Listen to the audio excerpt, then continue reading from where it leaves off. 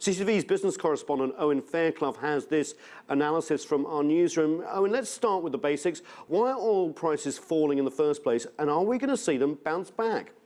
Nathan, it's a classic battle for market share, essentially. We're talking about Saudi Arabia, the world's biggest producer and exporter of oil, concerned that it's losing market share to a relative newcomer like the US, which is enjoying a gas and oil bonanza thanks to those vast reserves of shale oil. And that's what's happening. The Saudis just simply are going to keep on pumping. And indeed, this Monday, they've confirmed that's what they plan to do to try and keep that market share.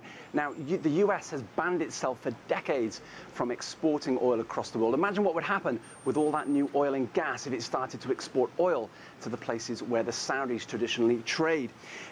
That's the concern about market share. Will these prices reverse? Well, I've lost count over the past 12 months of the number of forecasts I've seen suggesting that the oil price will recover around about now. The fact is, most analysts think that $75 a barrel of oil is about the sweet spot.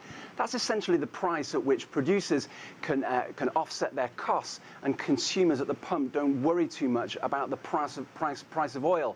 But some analysts think that we may be approaching peak production around about now. So maybe this $50 a barrel of oil, which we're seeing at the moment, just maybe that's the new normal in oil prices. We've seen lower prices before, Owen, but how are lower prices affecting these oil-rich petro-economies this time? Well, it depends really where you are and how much you have in the piggy bank. If you take an example like Venezuela, the economy there is almost broken, partly as a result of these plummeting oil prices. Another example, Russia, a huge oil and gas exporting nation. Officials have told me in Russia that they have enough to ride out this crisis, plenty of money in reserve. Take another couple of examples, Norway and Saudi Arabia, which have built up these vast sovereign wealth funds. Well, they're having to dip into those right now just to try and sustain things a little bit. But people there think they're not about to hit the panic button just yet. What about diversification? Sometimes it's called an oil curse when you rely too heavily on the natural resources in your country.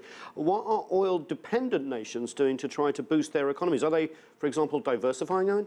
Certainly, you'd think it would be a no-brainer for somewhere like Saudi Arabia to invest heavily in solar energy with all the sun and the heat it gets. And yet, a lot of analysts say that things like dust, well, they cause problems for the efficiency of solar panels. So it's not as easy as it looks. Certainly, the Saudis have invested in solar energy, but it's a fraction, really, of their economy. And the fact is, many of these countries, like Saudi Arabia, like Russia, they're simply too invested in oil and gas to try and turn things around quickly enough to move away from oil and gas. It's actually the countries that consume the most oil that tend to do the most in terms of investing in solar energy, wind and so on. If we look over the next 10 years or so, well, China, Japan, Germany, these are going to be the three countries with the most investment in solar energy. Owen Fairclough in our newsroom. Thank you very much.